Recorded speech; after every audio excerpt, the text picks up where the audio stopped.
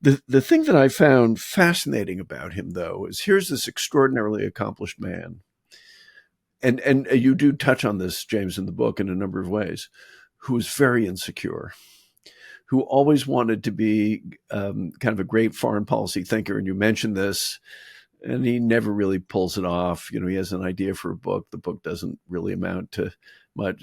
Nobody's going to read. Nobody reads Paul Nitze now. They're not going to read him in 20 years.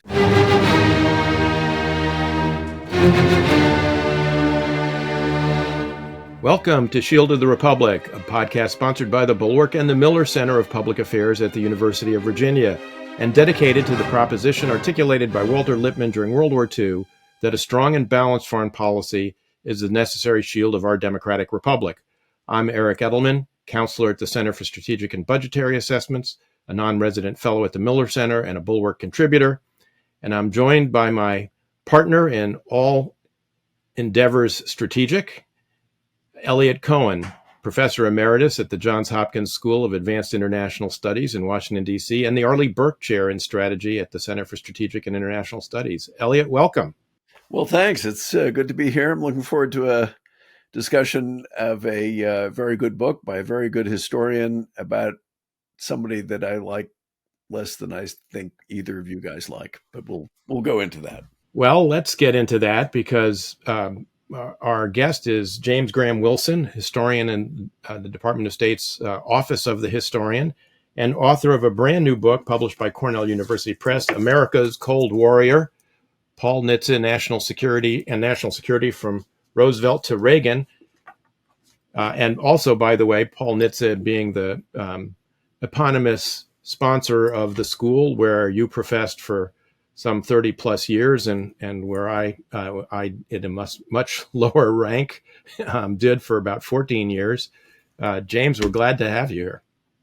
Thank you so much for having me. Both of you have been so kind and encouraging to me over the years, and I'm obliged to say that these views are my own and not those of the Department of State.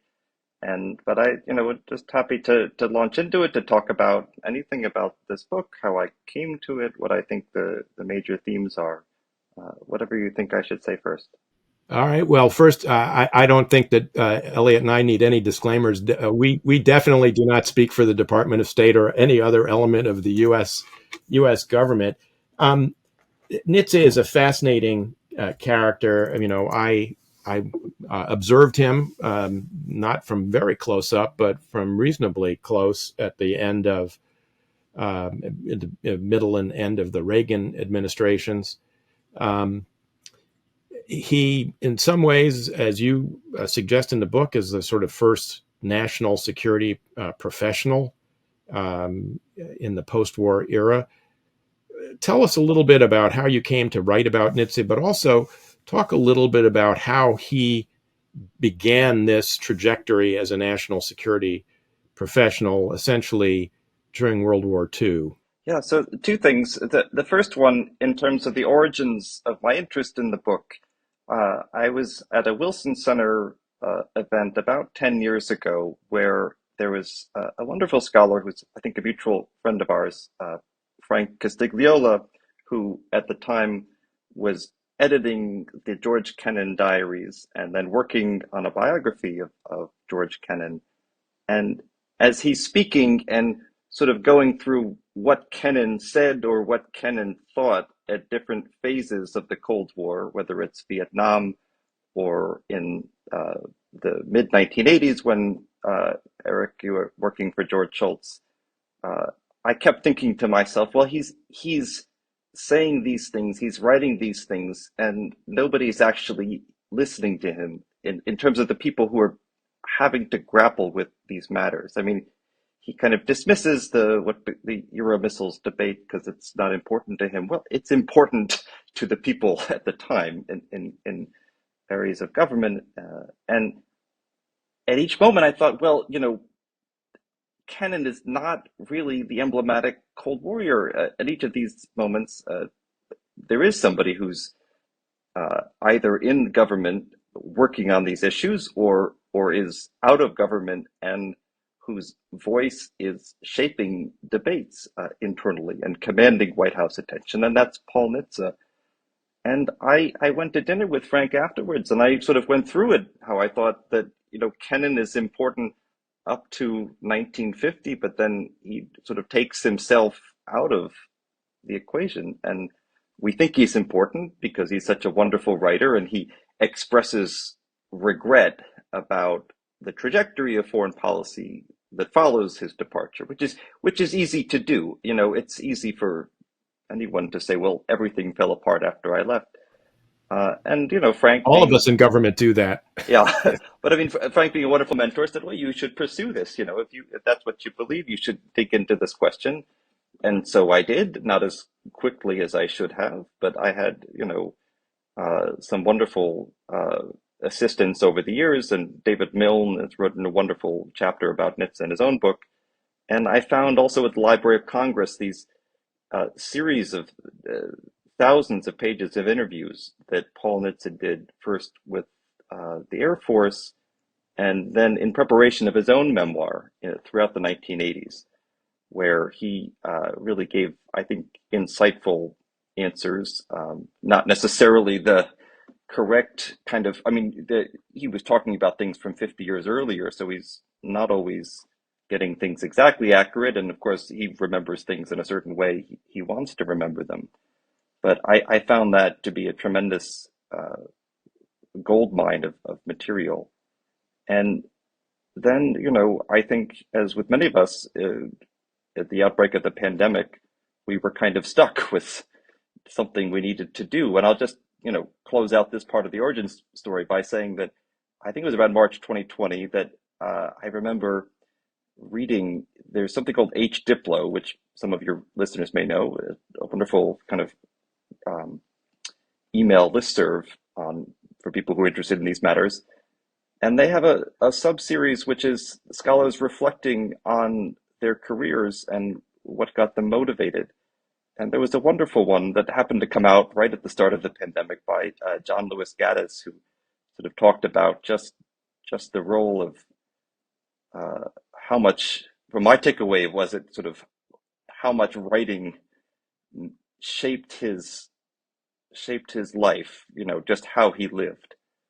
And here I was somewhat daunted by his massive biography of Kennan, which took him 25 or 30 years. But I also thought, look, you've just got to write. This is something that is hard. It's something, but it's something that sustains us. And this is kind of, I need to do this. And I did it. So I did it. And, my wife and I were pregnant at the time. And one of the saving graces of being up all night was I needed something to distract myself. And so I would often find myself trying to think through questions about Nitze in the 50s and 60s and in my own mind, how to grapple with them. So the second part of the question, or the second question you ask is, say more about Nitze and the field of national security. I'm always struck now, if you look on LinkedIn, you will see there are tens of thousands of people who identify themselves, well, not tens of thousands, but a lot of people who identify themselves as national security practitioners, professionals, some variation of that. And I think it is, regardless of that, it is true that there are many people who work in the field of national security, and they have clearances, and, you can work either in government formally or contracting, various options. But I think the more I was kind of dug into Nitze, I really came to this view that at the, let me back up a little bit in his life story. He, in the 1930s, is working on Wall Street. He is successful during the Great Depression when many people are not. He is not outlandishly rich. His main fortune, the great luck for him, well, three things. One, he marries the daughter of an heiress to a Standard Oil fortune. His sister's husband is Walter Pepke, and together they later invest in the land that is bought in Aspen, Colorado. And in the 1930s, as a sort of side hustle, he invests in a pharmaceutical company that's later acquired by Revlon. So these things are all kind of important for the rest of his life, but he's semi-successful in the 1930s in his day job as a banker when most people are not. He follows James Forrestal to Washington to be involved in the preparation for the U.S. entering World War II. And then throughout World War II, he has a number of interesting administrative jobs. He's only once really in some physical peril when he goes to Europe for the Strategic Bombing Survey. But I think very importantly, we think about the so-called wise men, people who were in banking or law firms who served the government in World War II and then oftentimes went back to their previous firms. And Nitze made a conscious choice to stay in Washington at the end of 1945. And he is offered a position back in New York, and he decides to stay, and he never really leaves. And it's at a moment where if you were the State Department and you were a Foreign Service officer, you had an onward assignment. If you were in the military, you could continue to rise in the ranks or choose to retire. And even with the creation of the National Security Act, or the National Security establishment with the National Security Act of 1947, there's no kind of class of profession to accompany that. And here is where, I would say that Paul Nitze, as a generalist, as a technocrat, really carves out a role that's, based on the skills that he acquired in World War II, the confidence that he held from in the 1930s, being in front of boards on Wall Street and testifying in front of Congress. He had a lot of confidence, kind of telling people in high positions what they should do, and he never went back to a kind of normal profession. So anyway, that's a long-winded answer. We can keep Before I turn it over to Eliot, because this I think is relevant to some other characteristics that Nitze exhibited that you chronicle in the book. I once was sitting with George Shultz and Don Regan when he was chief of staff at the White House, and he was talking to a career professional, and he said to that person, he said, "The difference between you and me is that I have FUM and you don't." And the person said, "What's FUM?" And he said, "It's fuck you money. I don't need this job." Oh, Nitze said that. No. This was Reagan. Reagan who said that. Yeah. How they found Don Regan, whoever came up with the idea of putting him in charge there, I don't know. That's a story for another day. Eliot, over to you. So this is really, James already knows this, but I'm going to, for the benefit of our listeners, say, so I have a Nitze connections, not just that I spent 34 years at a school which was named after him fairly late in the game, as you discuss, but which he co-founded. But at one point I was supposed to write an authorized biography, and I pulled out of it because the things that I found pretty early on in the project, I thought it wouldn't be good, frankly, for the school if a professor there was to publish it. So I'm just going to put all this out on the table. None of this in any way detracts from this book, which is, I think, a terrific book. And in some ways, it opens up questions to ask. There were really two sides to it. One is I came to realize his account in his memoir, particularly of his early years, is really problematic. So, for example, one thing which he doesn't mention, this I think was just typical of the time. There's a lot of casual anti-Semitism. I should explain. I went through I got access to his correspondence. If you look at the correspondence in the 30s, there's just a lot of casual anti-Semitism. This was not unusual on Wall Street. There was more of an edge, I would say, than might be the norm, but it was definitely there. What was particularly disturbing to me, though, was during his travels to Germany in the 30s, he's writing back letters to his mother, who by the way, recommended that he read Mein Kampf, and she gave it a glowing review. And he thought the place was great. And so I came away not really trusting his retrospective account of how he felt about Nazi Germany. And I even came away thinking that it affected his views of the strategic bombing survey, where I think he went in believing that there was a terrible thing to bomb German cities. And the way that the survey was executed, although in some ways it's a remarkable effort, and the data there is that they assembled is fantastic. In other ways, it misled historians of air power for quite a while about what the actual impact of strategic bombing was. The other thing, which in some ways I found, so that was just, I couldn't write a biography that skipped over that, but I didn't really particularly want to publish it while I was there. The thing that I found fascinating about him, though, is here's this extraordinarily accomplished man, and you do touch on this, James, in the book in a number of ways, who is very insecure, who always wanted to be kind of a great foreign policy thinker. And you mentioned this, and he never really pulls it off. He has an idea for a book. The book doesn't really amount to much.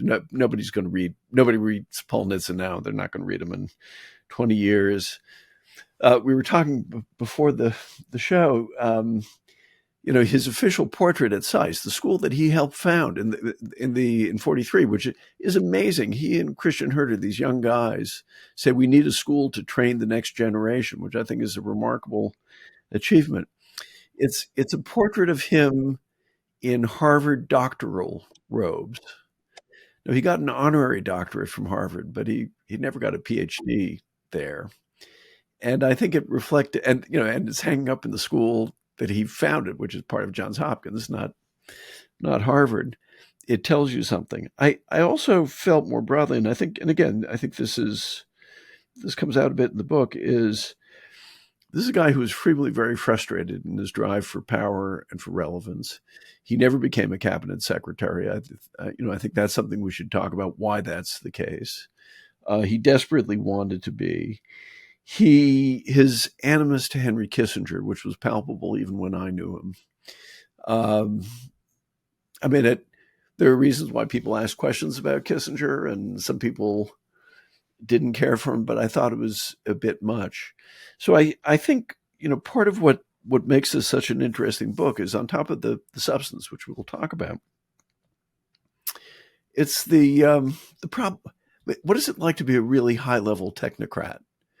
Which you tend to think of as sort of bloodless and antiseptic. But the truth is, there are all kinds of emotions roiling away there as well. And even though you're absolutely right, the money cushioned all that, and considerable financial success. Developing Aspen, for goodness sakes. But still, it was a life story which had its share of frustration. I'll say just one thing, and again, you touch on this in the book, and I give you a lot of credit for it. He personally interviewed Albert Speer at the end of the war. And even his colleagues were saying, you're really very chummy with this guy, and he's not a good guy. And as we know now, Speer was a very bad guy, actually. Speer was, we have a much, much better sense of the extent to which he was up to his neck in slave labor and all that sort of stuff. But Nitze, you just had a sense that he didn't particularly care about any of that stuff. Can I respond? So on the last point, and then I'll speak to the anti-Semitism, and then come back to the insecurity. Yeah, on the Albert Speer point, even the editor in like 1985, 86 tried to get him to tone it down, saying, I don't understand. It makes you come across like you were absorbed by him. Can you shorten this, tone it down? Nitze got very defensive on that, saying that, that's how I found him to be a very smart man. And me, as James, kind of thinking through that, it is, I think, yes, he was entranced by him, and it is sort of the dark side of the technocratic soul during that period, which is that all he wanted to talk to him about, with a kind of you know, but the sort of glee is how he overcame bureaucratic obstacles at the same time Nitze did. And there's something very chilling about that, and it's very important, not to think of that as normal and healthy. That's something that but in terms of fortunately for him, he had other mentors, some at the time, and then, yeah, and keep in mind that his first kind of person that he's thought about was this mover and shaker was Clarence Dillon, and because he exercised power in front of him, he picked up the phone and he told people to do things, and they did. And so, I would say that over time, being around George Marshall and others leading up through George Shultz, had a positive impact on him. But I certainly can't disagree with you, Professor Cohen, that there is something really kind of disturbing about his entrancement at Speer. Now, with respect to the anti-Semitism, so you and I talked about this. You told me, I think, some of these things years ago, and so I looked. I mean, I looked and I thought, and I certainly, wrestled with how to get at this. And so the book, I mean, it's a political biography. It's focused on the career. And at a certain point, I made a sort of conscious choice that there were going to be things, and this sounds like I'm leading up to a whitewash, but let me just sort of just say that some of the family things I didn't know how to get into. And the most kind of pressing one is what I found in the FBI file on him. Some of your listeners may not know that, through the mom, Nitze had a familial connection to the Black Tom affair, which is, probably the largest act of domestic terrorism against the United States for a long time. And during World War during One. World War One, So during World War, the island off of New York City, and and part of he had a relation who was basically a German agent in Baltimore, and because of that, when he comes down to Washington the first time, he's not given a formal security clearance. He quite illegally is paid by Dillon Reed, and I think it's Nelson Rockefeller who kind of is charged with kind of looking into him. And so there's an FBI file on Nitze that gets added to then the 1940s as he kind of goes on for other positions. And the portions about his mom are really quite awful. Yeah. And so sort of, the mom is more than casual anti-Semitism, that was, pervasive in government. But I mean, and I didn't really know how to, since it was not, I found it, at that point, directly relevant. But there are, I also did find what I thought were other sides of the equation in terms of some of his visitations to Europe, in seeing friends that had been, that had been harmed by the Nazis, and it's still outside of, what did he think about or care about the plight, the ramifications for the Jews of Europe. It was not something that was on his mind. And there's another, well, I can move on to the insecurities in a second, but I do want to say that there's one portion of his life or a moment that's the so-called dinner party in New York in, I don't know, 37 or 38, where he allegedly said that, a world under British, or it was a proposition of would a world being dominated by the British, would it be better or worse than a world being dominated by the Germans? And I try to make the point in the book that if he indeed said, he as an avowed America firster at that point, if he said that it would be no worse off to have a world dominated by the British, that just comported with his this kind of obsession with his argumentative nature, and his kind of putting forth these propositions, sometimes to provoke and then sometimes to kind of take it to the extreme. But I can't. Yeah, he was. I'm sure casually anti-Semitic at Yeah. least. I will say It that. wasn't a, I, Oh, I sorry. was Go going to ahead. Go say, ahead. I don't think it was a distinguished. I don't think it dominated him. He was the patron to people like Paul Wolfowitz and Richard Pearl. So Yeah. he, particularly later in his career, and so I think I think there were traces of it that were still there all the way through. But I don't think it was the dominant feature Yeah. of his personality. But that conversation, that James just referenced Yeah, in the book, you make clear, James, that was one of the that was reported, Yeah. and that was one of the things that held up his security clearance for quite a while. There was a Yes. question about his loyalty. and he wasn't a teenager when he said that either. I mean, he He was. no, he wasn't. No. But I don't think that was a. I don't. I don't know if that was if he meant that as a pro-Nazi thing. I think it's. I don't think it's so cut and dry. Yeah. It was a Talk dumb about the thing to say. I mean, insecurities, it James. was a dumb thing to say, but Talk about the insecurities. I yeah. want So to hear you on that. so Henry Kissinger really hovers over him, and and it kind of sometimes amusing and delightful way to see this, that in and I in the mid 1950s, Kissinger comes along and he does many of the things that Nitze wanted to do, but he does them better. Uh, Nitze had been involved in a Council on Foreign Relations study group on the role of nuclear weapons in world affairs. And it was that group where Kissinger was the rapporteur that leads to the publication of his sort of breakthrough book. And Nitze writes a draft of a scathing review, and Kissinger threatens to sue him. Now, here's the story that I think kind of comes out that distinguishes the two of them.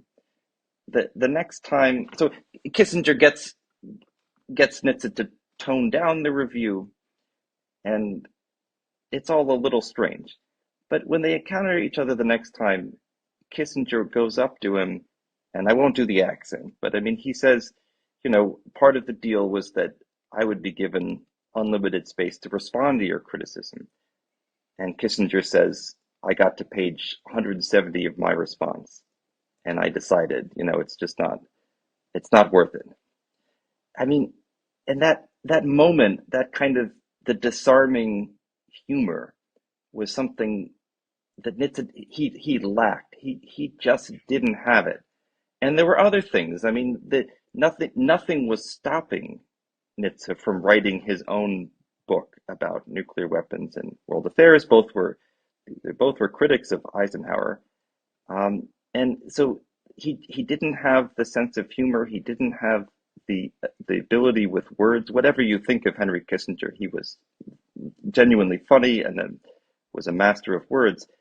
And so then they continue their association or encounters with each other in 1961, 62, when Nitze is working in the Kennedy administration, thinking very hard about Berlin. Kissinger is kind of involved on the periphery as a consultant, and then 8 years later they kind of switch. That one has leapfrogged the other, and that also understandably must have been a frustrating experience to endure. That somebody who had been sort of Nitze had regarded as the junior is now very much the senior under the Nixon administration. But James, you make another very important point, I think, about Henry and Nitze, which is Nitze starts out kind of writing a grand strategy for the Cold War, essentially, or at least one of the most important grand strategy documents of the Cold War, which is NSC 68, that he's charged to write after the Soviets tested a nuclear weapon in 1949. He writes it in the spring of 1950. It advocates a huge defense buildup, both conventional and nuclear. It runs into all sorts of bureaucratic obstacles that you discuss in the book, and then obviously gets implemented after the North Koreans invade South Korea in June of 1950, and the United States triples the defense budget, ends up spending 16% of GDP in 1 year on defense, and that document in many ways, although it's modified a little bit by the Eisenhower administration, it remains really kind of a very compelling document, historically down through the ages. You even talk about how after 9/11, a lot of people in the Bush administration recurred to NSC 68, talked about it. Over time, Nitze narrows his focus. I mean, he's in the Kennedy administration. He's Assistant Secretary for International Security Affairs, essentially the equivalent of the job I later had. Yeah, the job you had, yeah. He's offered the job of undersecretary when it's created in the mid 70s, but he chooses to sort of narrow his focus essentially really to nuclear strategy exclusively, while Henry, who starts really with the nuclear strategy piece, ends up becoming a much more broad, gauged national security professional. Can you comment on that a little? Yeah, that's a really interesting question. So I think to me that my sense of it has to do with the immediate aftermath and of the Cuban Missile Crisis and the kind of a differing interpretation of why it ended the way it did. Now, Nitze spends a year or two as Secretary of the Navy and is so not in the position, so the undersecretary or assistant secretary at the time, but he was not so close to McNamara in planning as he would have liked to have been. And McNamara, I think, or at least Nitze thought, but I think too, had the interpretation of the Cuban Missile Crisis that sort of both sides had gone to the brink. They had seen what's on the other side, or over the cliff, whatever, and knew that we're not going to do this again. And Nitze's view was quite different. It was that he actually was quite critical of JFK during the Cuban Missile Crisis and thought that it took Dean Acheson coming into the equation to kind of set people straight. And his view was basically the Soviets had backed down because of U.S. Strategic and conventional superiority, both of which he believed were waning. And that the lesson of it was that you needed to preserve and restore American strength, not unilaterally cap the Minuteman forces at 1,000, which is what McNamara wanted. And so then on top of that, once you get into the era of multiple independent reentry vehicles and strategic defenses, although I think Nitze thought, and I believe myself, that MIRVs are sort of even more make things even more complicated. To get into that era, and the realization of the Soviet threat after the Cuban Missile Crisis, which is you're never going to do this again to us again. You'll never do this to us again. Meaning we will catch and surpass in some areas. It's what Deputy Foreign Minister Kuznetsov says to John McCloy. Right.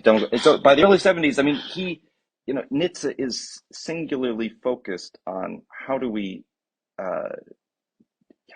restore American strength, or at least figure out a way of achieving some kind of strategic stability.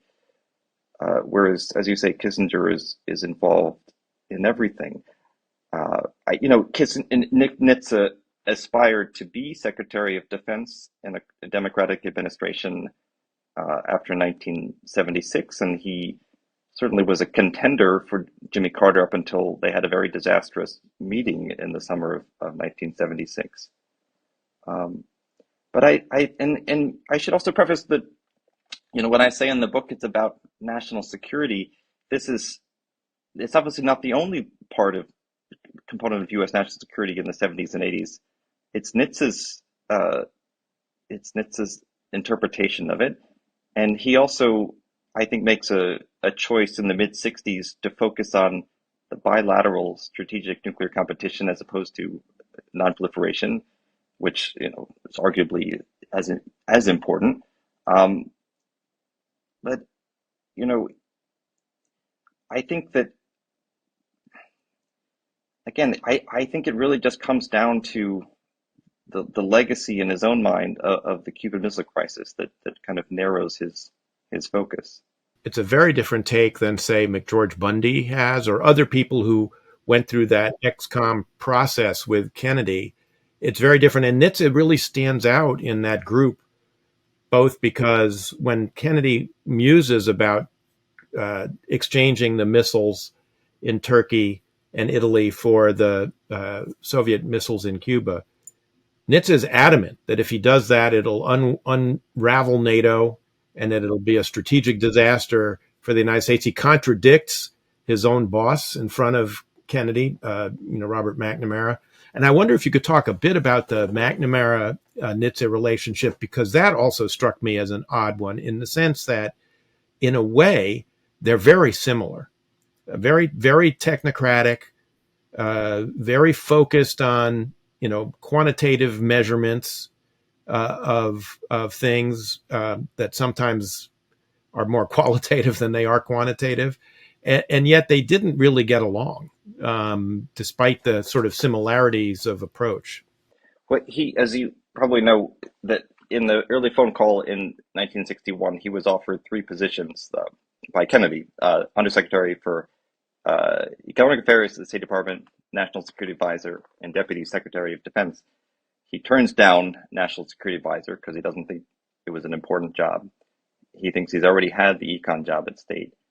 And sort of, he then later learns that McNamara wants to have his own deputy secretary. So they didn't get off on the right foot. And McNamara was a difficult person to work for. I don't get the sense that it was that terrible at the start for the first 2 years. I mean, he does say that he went into the hospital at least once, Nitze that is, and the real problem was McNamara, and by all accounts was a very difficult person to work for. But I think the silver lining, and it speaks to what you say, the Cuban Missile Crisis, he contradicts his own boss in front of the president. He does that as well in the fall of 1961 in the context of the Berlin crisis. And, I've not been in these rooms. Both of you have these situations. But in my reading it, I don't know whether it's necessarily a bad thing. I mean, I think that both were in the context of he was stepping in and saying, there's a kind of refreshing quality to that he's not just going to support his principle. But I have to say also, because we were talking in the green room about the personalities, and I'll note that JFK, whatever you think of him and however you think he performed at the Cuban Missile Crisis, he was unbelievably polite. I mean, if you listen to these recordings, unbelievably unfazed and polite. The only time that he really comes close to losing his temper is at Paul Nitze. So, I mean, and that I think is kind of worthwhile in sort of thinking about the broader. My part of the reason I wrote this book, and what I hope some people will take out of it, is that it's easy to go in and write a policy statement. Well, it's not that easy, but it's doable to write something, and then you leave government and say, well, I figured it all out. You guys just messed it all up. And, Nitze has the endurance to keep at it. And, he has the financial cushion, but he has the endurance to keep at it. But there are some parts of the personality that I think are worth considering in high regard, which is that he's constantly passed over, and he's sometimes willing to take demotions to work on the matters he did. He had been the Deputy Secretary of Defense, and then he, has this kind of rinky-dink job on the arms control negotiations that is effectively a demotion, but he's willing to do it. But on the other hand, the model and he doesn't have the capacity that Kissinger has for ass kissing and flattery. But this doesn't have to be wholly one or the other. You can kind of you can think about the portions, the Kissinger's personality, the sense of humor and the wordsmanship, and you can think about Nitze's kind of unwavering kind of focus on specific things, and you can apply that to your to how you proceed. So I think one thing that I remember being very struck by. I think this was probably while I was still at Harvard. He came by and gave a talk. This is as he was about to go off to do the INF things, and I was thinking to myself, "Wow, this seems to be kind of at odds with everything I thought he stood for." And then there was a dinner. I was a junior faculty member, but I got invited along to sit at the foot of the table, and the sense I got was a very, ambition may not be quite the right word, but this is a guy who very much wanted to be in the game throughout his life. In that respect, very like Kissinger. Kissinger wanted to be in the game throughout his life, and even when it was clear that he wasn't going to have another big government job, he was going to be writing op-eds. Nitze was writing op-eds virtually, or he had assistants who were writing op-eds with his name on it up to the very end. So I think there was this intense desire to shape policy, which, there are pros and cons with that. One thing I wanted to mention, because you talk about it in the book, you could say more. He does get very narrowly focused on nuclear weapons. I think this is also partly because this is ground on which he is very, very secure, having been involved in this, really from the get-go.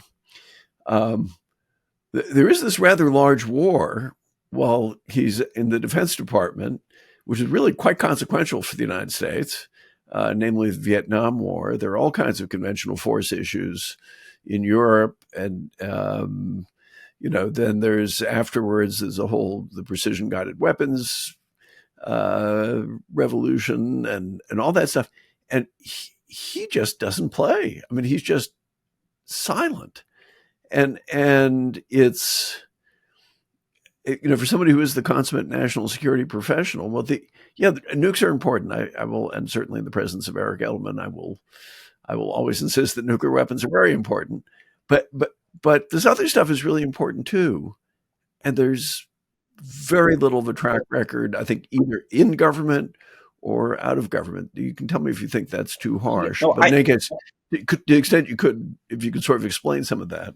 Yeah, I don't think that he had any particular interest in that in the 70s and 80s. He was singularly. So why was he focused on scuttling SALT II? Well, he thought that getting a bad deal would kind of lull Americans into a sense of security, that the nuclear arms race was over. We didn't have to spend money on these things anymore. And I don't think that kind of so-called logic chain in his head, it didn't contain the variables of kind of what a lot of people at the Pentagon, or some people at the Pentagon during the Carter administration, and then beyond, were thinking about in terms of, as you say, precision-guided missiles. I don't find any real evidence that he's thinking through those matters. He's obsessed with throw weights and hard kill capability, all these terms that I can tell excite Ambassador Edelman.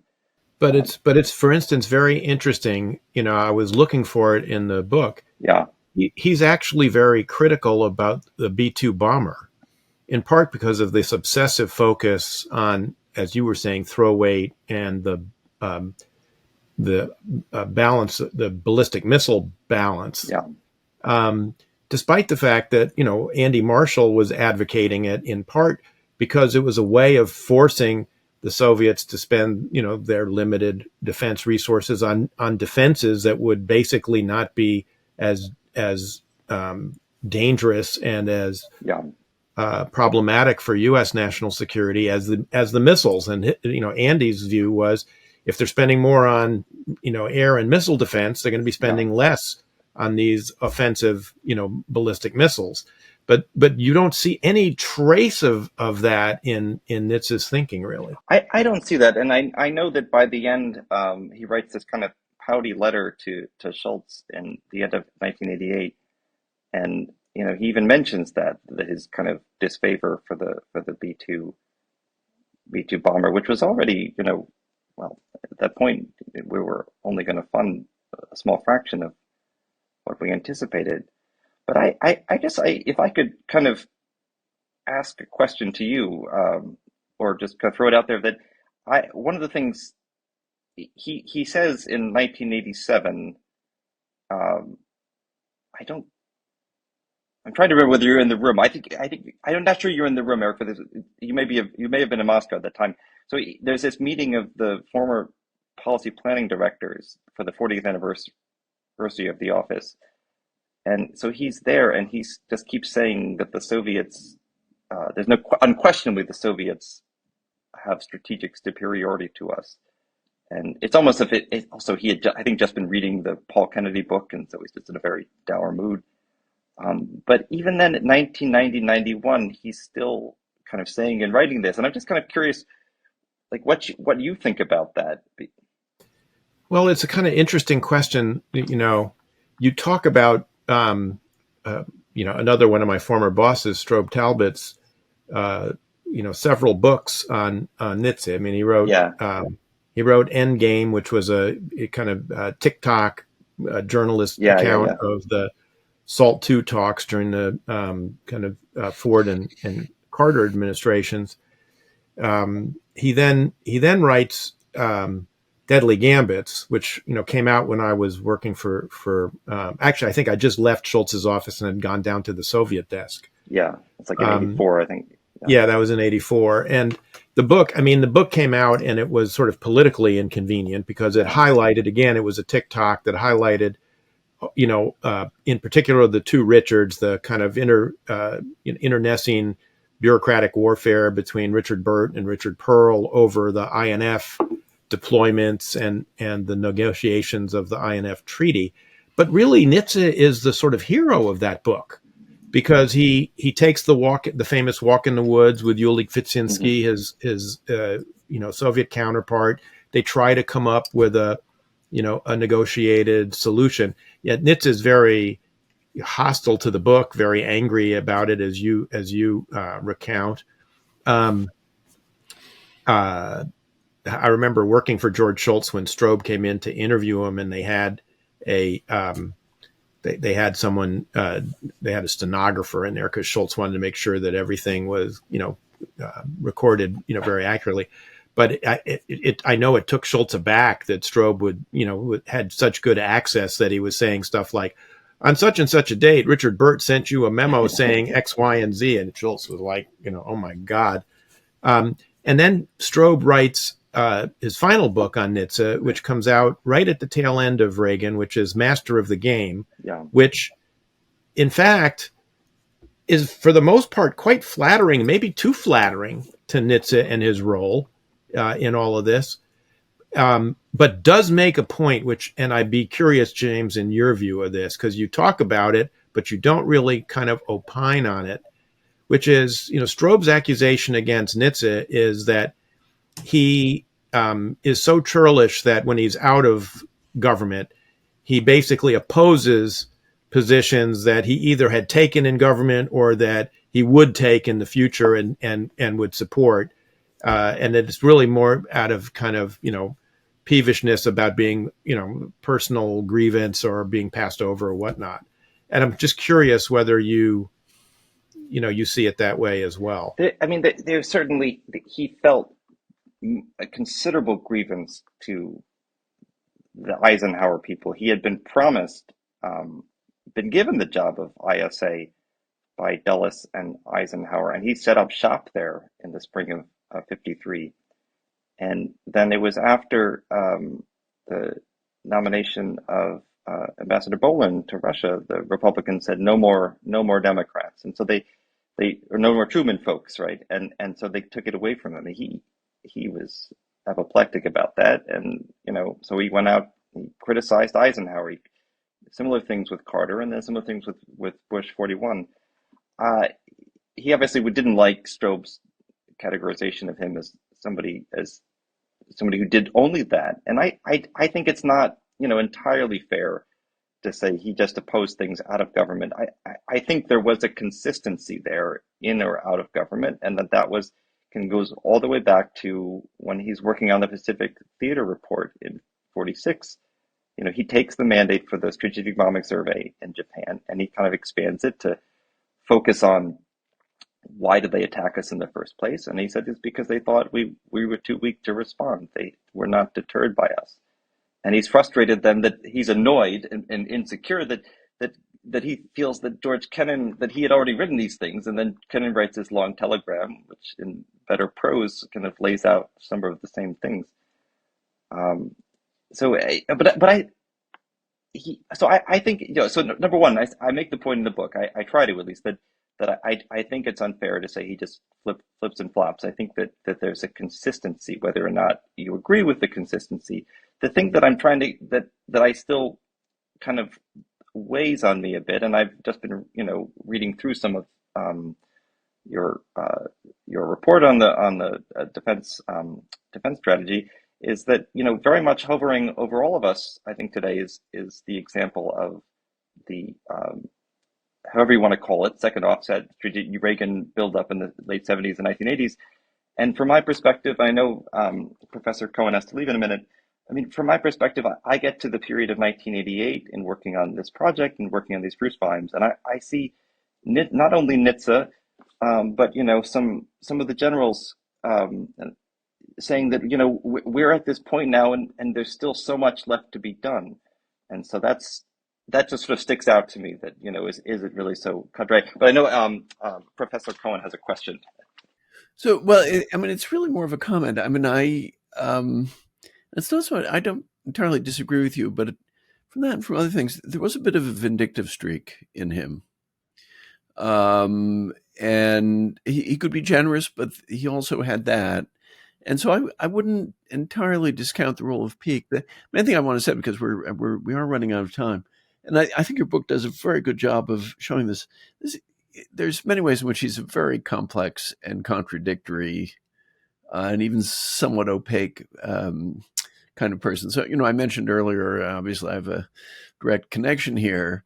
This business of creating a school to train young Americans for careers in international affairs, knowing in 43 that it's going to be a completely different world. That was a bold act that he and Christian Herter engaged in. And it was vision. And he was generous in supporting it. Basically, the school was living hand to mouth for a long time. And he would write a check at the end of the year to make the books balance. We talked, there was that sort of anti-Semitic streak that was there, but he also helped bring along people like Paul Wolfowitz, who's obviously Jewish.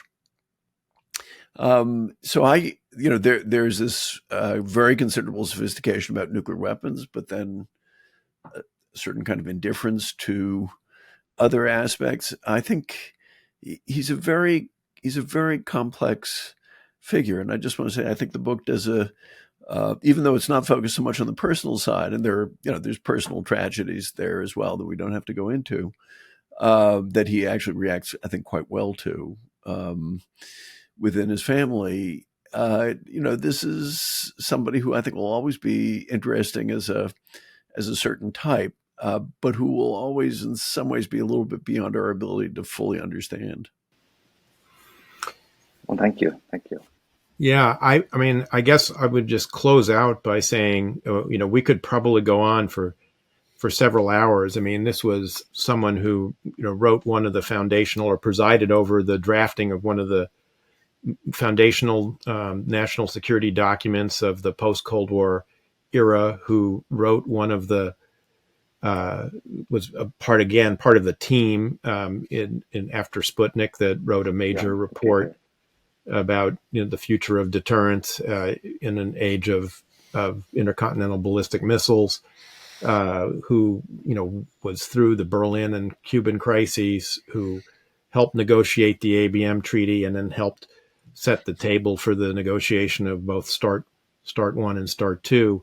And I guess I would finish by saying his great fear, as you document in detail, James, is that shifts in the strategic balance would lead American leaders to be self-deterred by the prospect of a nuclear exchange. And I think over the last 2 years, although it's a completely different context, but as we look, towards the future where we're going to have 2 nuclear peers, not just one, those concerns are perhaps as apposite now as they ever were. And in that sense, this book, which goes into great detail about Nitze's thinking, is a huge public service at a important time. Yeah. So thank you very much for writing the book. Thank you Absolutely. so much for having me. Thank you.